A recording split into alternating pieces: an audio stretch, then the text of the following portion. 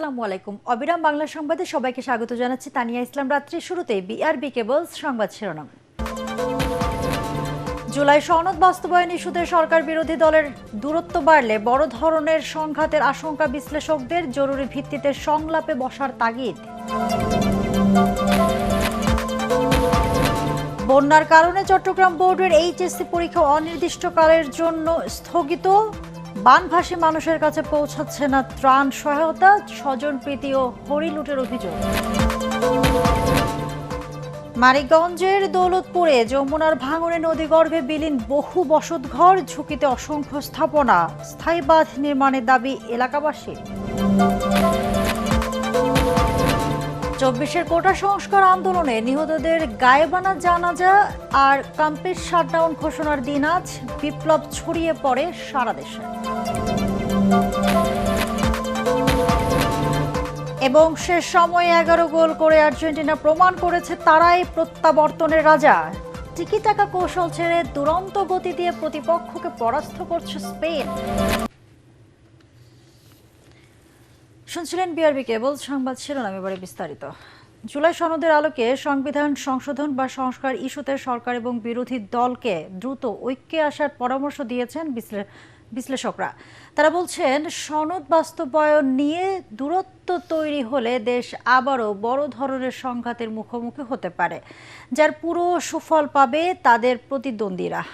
উদ্ভূত পরিস্থিতি এড়াতে সরকার ও বিরোধী দলকে জরুরি ভিত্তিতে সংলাপে বসারও তাগিদ দিয়েছেন বিশ্লেষকরা। ইমদাদুল্লাহ বাবু রিপোর্ট। সমস্ত রাজনৈতিক নেতা একসঙ্গে হয়ে গণভোটের রায় অনুযায়ী জুলাই সনদের আলোকে চলছে রাষ্ট্র সংস্কার ও সংবিধান সংশোধনের তোড়জোড়। তবে এই প্রক্রিয়ার শুরুতেই দেখা দিয়েছে ভিন্নমত।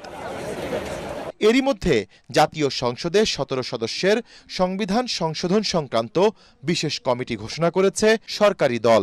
সংবিধানের 18তম সংশোধনীর আগে অংশীজনদের সাথে আলোচনা করে সংসদে প্রতিবেদন দেবে এই কমিটি, যার তীব্র বিরোধিতা করেছে জামায়াত নেতৃত্বাধীন 11 দলীয় জোট। বিরোধী জোটের দাবি, একটি নিরপেক্ষ সংবিধান সংস্কার পরিষদ গঠন করে তার মাধ্যমেই করতে হবে সংবিধানের আমূল পরিবর্তন। অন্যদিকে সরকারি দলের দাবি, বিরোধীদের এই ধারণা সম্পূর্ণ অসাংবিধানিক।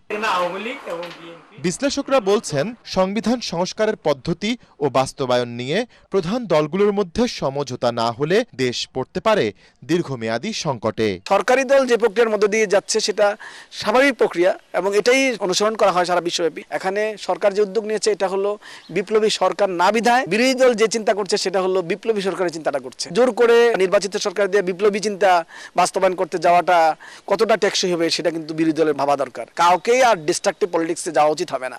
বাংলাদেশে মানুষ আর ঘন ঘন বিপ্লব চায় না, একটা স্ট্যাবিলিটি চায়। সংসদের যে কমিটি গঠন করা হয়েছে, পিপলদের ওপিনিয়ন নিবে, এক্সপার্ট ওপিনিয়ন নিয়ে সংবিধানের দ্বারা তারা সংযোজন করবে। এই ক্ষমতাটা কিন্তু সংসদকে দেয়া হয় না, কারণ এই সংসদটা এসেছে জুলাই আন্দোলনের পরবর্তী কনসেনসাসের ভিত্তিতে। It is not regular government. Regular government যদি হয় তাহলে কিন্তু শেখ হাসিনাকে প্রধানমন্ত্রী মানতে হবে, ওই সংসদের মেয়াদ শেষ হওয়ার পরে ইলেকশন দিতে হবে। গভর্নমেন্ট তো এখানে ডুয়েল পলিসি অবলম্বন করছে, তাহলে বোঝা যাচ্ছে যে সরকার ইটসেলফ কিন্তু রাজনীতিটাকে সংঘাতের দিকে নিয়ে যাচ্ছে। আফটার অল এটা কোর্টও কিন্তু চ্যালেঞ্জ হবে। সংকট ঘনীভূত হওয়ার আগেই আলোচনার টেবিল প্রস্তুতের পরামর্শ তাদের। সরকারি দলের চিন্তা ভাবনা করা দরকার যে কিভাবে তারা বিরোধী দলকে আরো বেশি অ্যাকোমোডেট করতে পারে। এই জন্য পর্দার অন্তরের আলাপ চলতে পারে। তাদের মনে রাখা দরকার তাদের কিন্তু কমন সূত্র বাজারে এখনো আছে। সুতরাং তারা যত বেশি ক্ষমতা নিয়ে লড়াই করবে একে অপরের বিরুদ্ধে, তত কিন্তু তারা নিজেরাই বিপদে পড়ে যেতে পারে। বলটা কিন্তু on the court of the prime minister. সংস্কার পরিষদ নিয়ে আগেও উনি পজিটিভ ছিলেন। বিএনপির দায়িত্ব হলো সংস্কার পরিষদের শপথ গ্রহণ তারা করা। যেহেতু তারা শপথ গ্রহণ করতে পারে নাই, তো যারা শপথ গ্রহণ করেছে তাদেরকে অন্তত মিটিং ডেকেই সেখানে কিন্তু এই প্রস্তাবনা উপস্থাপন করলেই সংকটের কিন্তু সমাধান হয়ে যায়। শহীদদের আত্মত্যাগ আর গণ আকাঙ্ক্ষার মর্যাদা রক্ষায় যে কোনো মূল্যে সরকার ও বিরোধী দলকে ঐক্যের পথে হাঁটার তাগিদ দেন বিশ্লেষকরা। প্রত্যাশিত বাংলাদেশ এক্ষুনি তৈরি করে ফেলা যাবে না। ইমদাদুল্লাহ বাবু, ATN বাংলা, ঢাকা। আরো কত দূর এগিয়ে যাওয়া যায়। বন্যা পরিস্থিতির কারণে চট্টগ্রামের মাধ্যমিক ও উচ্চ মাধ্যমিক শিক্ষা বোর্ডের এইচএসসি ও সমমানের পরীক্ষা অনির্দিষ্টকালের জন্য স্থগিত করা হয়েছে। বৃহস্পতিবার রাতে চট্টগ্রাম শিক্ষা বোর্ডের এক বিজ্ঞপ্তিতে এই তথ্য জানানো হয়। এতে বলা হয়, বন্যায় ক্ষতিগ্রস্ত এলাকার সার্বিক পরিস্থিতি ও পরীক্ষা কেন্দ্রের যাতায়াতের চরম দুর্ভোগ বিবেচনা নিয়ে এই সিদ্ধান্ত নেওয়া হয়েছে। স্থগিত হওয়া পরীক্ষাগুলোর সংশোধিত সময়সূচি পরে জানানো হবে বলেও বিজ্ঞপ্তিতে উল্লেখ করা হয়। সরকারি বেসরকারি কোনো ধরনের ত্রাণ সহায়তা পাচ্ছে না দক্ষিণ চট্টগ্রামের বানভাসী মানুষ। স্মরণকালের ভয়াবহ বন্যায় যখন হাজার হাজার পরিবার অনাহারে দিন কাটাচ্ছেন, তখন ত্রাণ বিতরণে চরম স্বজনপ্রীতি ও হরিলুট চলছে বলে জানিয়েছেন সাতকানিয়া ও বাঁশখালীর স্থানীয় জনপ্রতিনিধিরা। তারা বলছেন, মাঠ পর্যায়ে এক শ্রেণীর অসাধু চক্র ত্রাণ লোপাট করছে। রনি দাসের ক্যামেরায় আরও জানাচ্ছেন চট্টগ্রাম প্রতিনিধি ইরফানুল হক। টানা 5 দিন চারপাশে শুধু অথই পানি আর পানি। নিরাপদ আশ্রয় ও খাবারের নিশ্চয়তা নেই, মিলেনি এক ফোঁটা বিশুদ্ধ পানি। চরম মানবেতর 5 দিন পার করেছেন দক্ষিণ চট্টগ্রামের হাজার হাজার পরিবার। বন্যা পরিস্থিতি কিছুটা স্বাভাবিক হতেই এখন দৃশ্যমান হচ্ছে ক্ষতচিহ্ন, প্রকাশ পাচ্ছে মানুষের সীমাহীন দুর্ভোগ আর ক্ষোভের চিত্র। ভয়াবহ এই বন্যায় সবচেয়ে বেশি দুর্ভোগে পড়েছেন বাঁশখালী ও সাতকানিয়া উপজেলার মানুষ।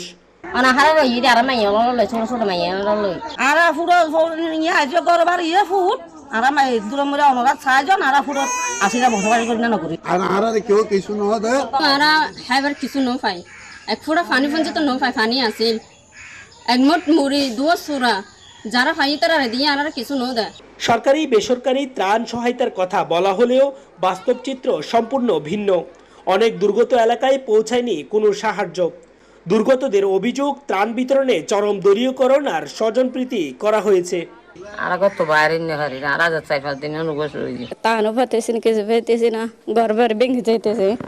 মানে অনেক কষ্টে আছি, বলতে পারতেছি না।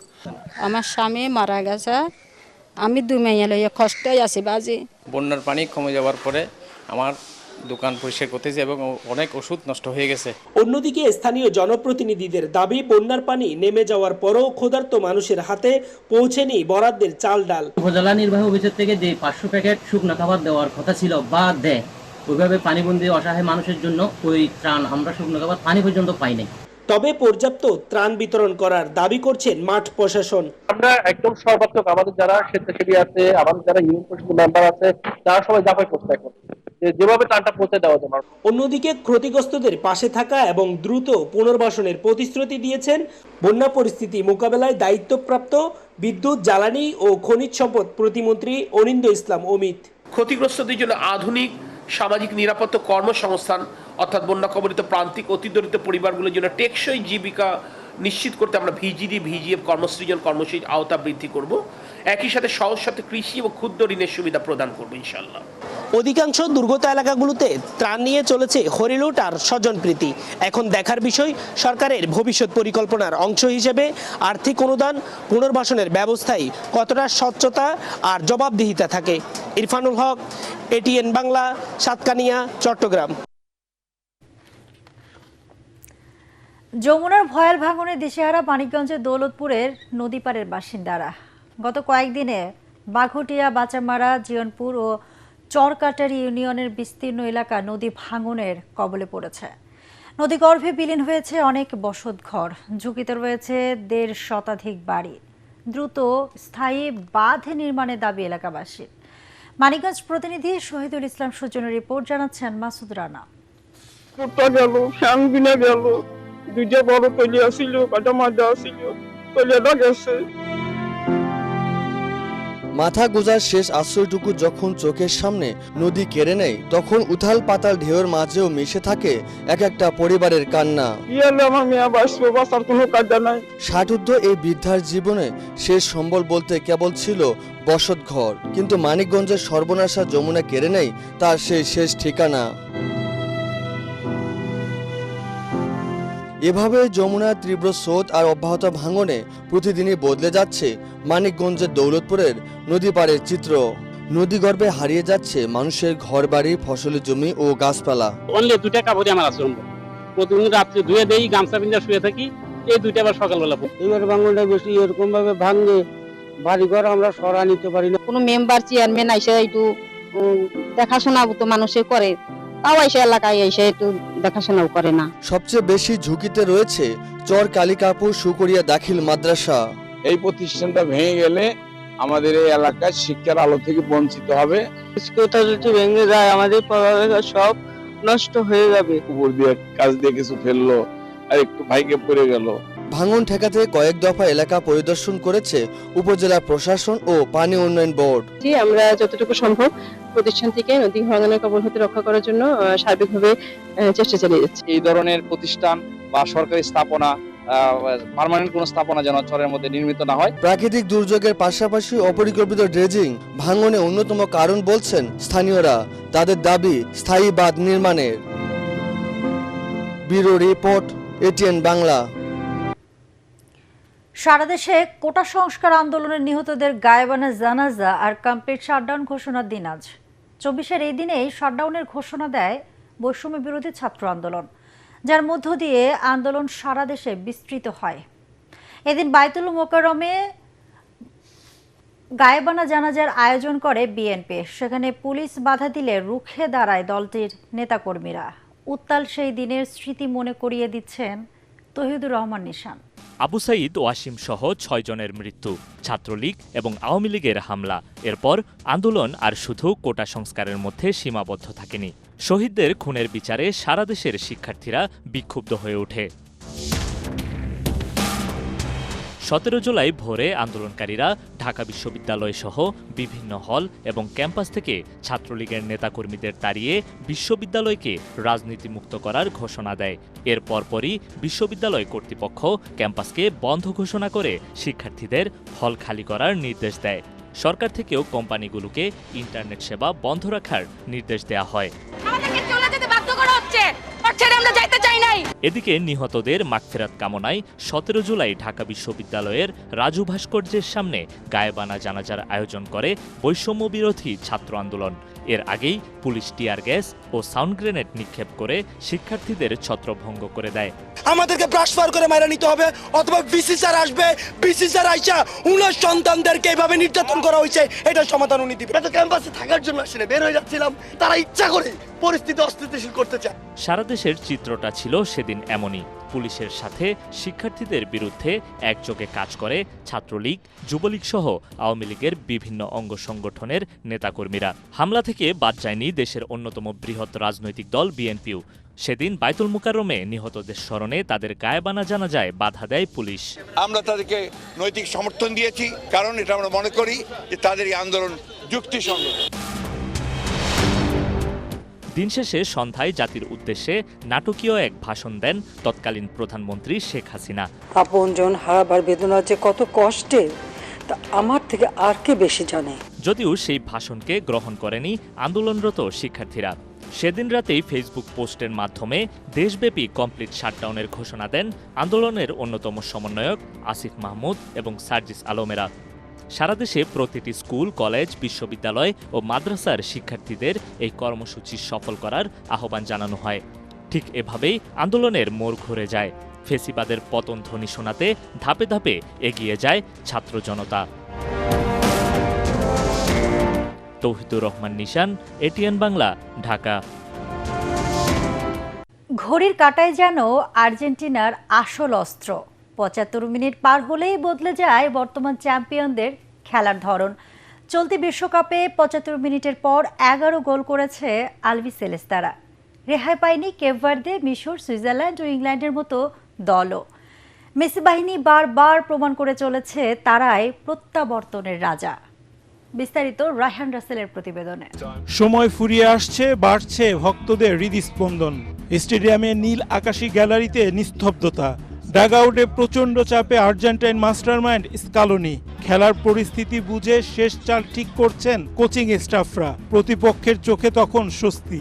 ঠিক তখনই যেন জেগে ওঠে আর্জেন্টিনা। শেষ সময়ে মেসিরা কতটা ভয়ঙ্কর তা বোঝা যায় ছোট্ট এক পরিসংখ্যানে। চলতি বিশ্বকাপে 75 মিনিটের পর তাদের গোল 11টি। কেপ ভার্দের বিপক্ষে ম্যাচ যায় অতিরিক্ত সময়ে, কষ্ট করে যেতে দল।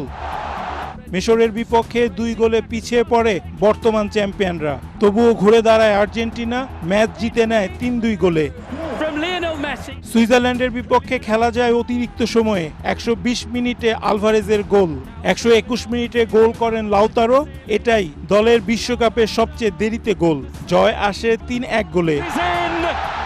আসল নাটক হয় সেমিফাইনালে। ইংল্যান্ডের বিপক্ষে 55 মিনিটে পিছিয়ে পড়ে আর্জেন্টিনা, গোল করেন অ্যান্তোনিও গর্ডন। এরপর রক্ষণে চলে যায় ইংলিশরা। আর্জেন্টিনা চাপ বাড়ায় তাদের রক্ষণ দুর্গে। 85 মিনিটে মেসির পাস থেকে দুর্দান্ত শটে বর্তমান চ্যাম্পিয়নদের সমতায় ফেরান এনজো ফার্নান্দেস। অতিরিক্ত সময়ের 2 মিনিটে জয়সূচক গোল, মেসির ক্রস থেকে হেডে গোল করেন লাউতারো। আর্জেন্টিনা পৌঁছে যায় ফাইনালে। টানা 4 ম্যাচে 3 বা তার বেশি গোল করেছে আর্জেন্টিনা। বিশ্বকাপের ইতিহাসে এই কীর্তি আছে শুধু ফ্রান্সের। মেসির অবদানও চোখ ধাঁধানো। 8 নকআউট ম্যাচে সরাসরি 13 গোলে ভূমিকার আছে তার। তাই তো মিক্সড জোনে সুইজারল্যান্ড এবং ইংল্যান্ডের বিপক্ষে শেষ সময়ের গোলদাতা লাউতারো মার্টিনেজ বলেন, এই দলটার অভিধানে হার মানা শব্দটা নেই।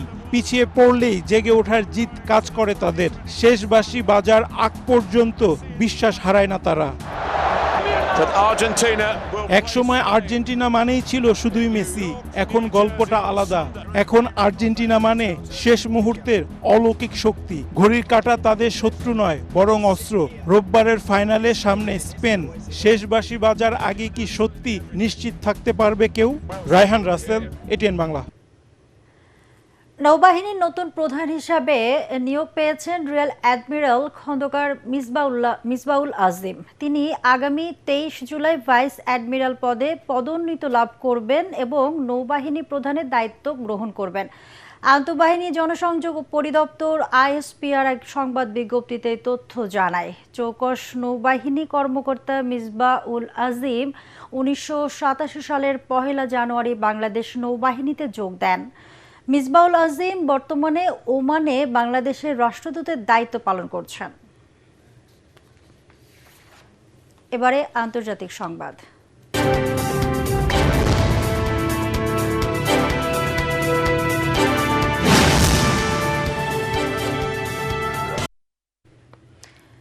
ইয়েমেনকে সংঘাতে জড়ালে সৌদি আরবের সব তেল ক্ষেত্র ও অন্যান্য গুরুত্বপূর্ণ স্থাপনা ক্ষেপণাস্ত্র এবং ড্রোনের লক্ষ্যবস্তুতে পরিণত হবে বলে হুমকি দিয়েছে ইরান সমর্থিত ইয়েমেনের বিদ্রোহী গোষ্ঠী হুথি। স্থানীয় সময় বৃহস্পতিবার গোষ্ঠীটির প্রধান আব্দুল মালিক আল হুথি টেলিভিশনে দেওয়া এক ভাষণে এই হুমকি দিয়েছেন। গত সোমবার হুথিদের নিয়ন্ত্রণে থাকা ইয়েমেনের একটি বিমানবন্দরে হামলা চালায় সৌদি আরব। পরে দেশটির বিভিন্ন স্থাপনা লক্ষ্য করে পাল্টা ক্ষেপণাস্ত্র হামলা চালায় ইরান সমর্থিত গোষ্ঠীটি। এতে দুই পক্ষের মধ্যে 4 বছর ধরে কার্যকর থাকা দীর্ঘ যুদ্ধবিরতি ভেঙে গেল। এরপরই সৌদি আরবে হামলার হুমকি দিল হুথি। এবারে খেলার খবর।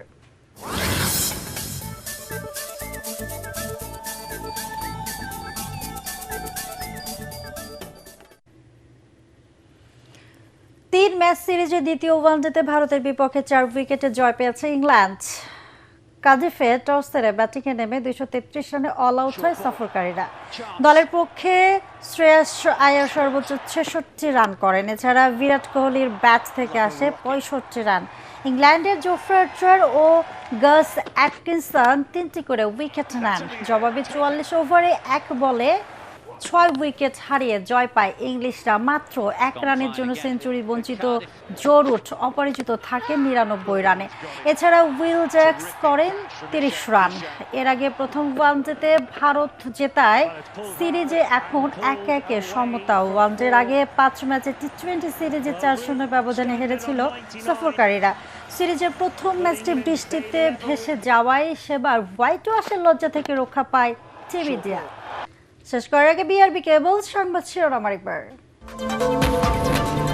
জুলাই সনদ বাস্তবায়ন ইস্যুতে সরকার বিরোধী দলের দূরত্ব বাড়লে বড় ধরনের সংঘাতের আশঙ্কা বিশ্লেষকদের। জরুরি ভিত্তিতে সংলাপে বসার তাগিদ। বন্যার কারণে চট্টগ্রাম বোর্ডের এইচএসসি পরীক্ষা অনির্দিষ্টকালের জন্য স্থগিত। বানভাসী মানুষের কাছে পৌঁছাচ্ছে না ত্রাণ সহায়তা। স্বজনপ্রীতি ও হরিলুটের অভিযোগ। মানিকগঞ্জের দৌলতপুরে যমুনার ভাঙনের নদীগর্ভে বিলীন বহু বসতঘর, ঝুঁকিতে অসংখ্য স্থাপনায় স্থায়ী বাঁধ নির্মাণের দাবি এলাকাবাসী।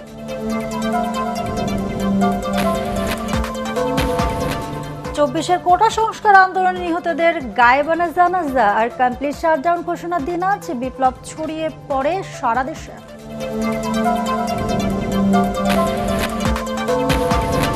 এবং শেষ সময় 11 গোল করে আর্জেন্টিনা প্রমাণ করেছে তারাই প্রত্যাবর্তনের রাজা। টিকি টাকা কৌশল ছেড়ে দুরন্ত গতি দিয়ে প্রতিপক্ষকে পরাস্ত করছে স্পেন। দর্শক, পরবর্তী সংবাদ দেখার আমন্ত্রণ জানিয়ে এখনকার মতো শেষ করছি। এটিএন বাংলা সংবাদ ইউটিউবে দেখতে ব্রাউজ করুন youtube/ATN বাংলা নিউজ। ধন্যবাদ সবাইকে।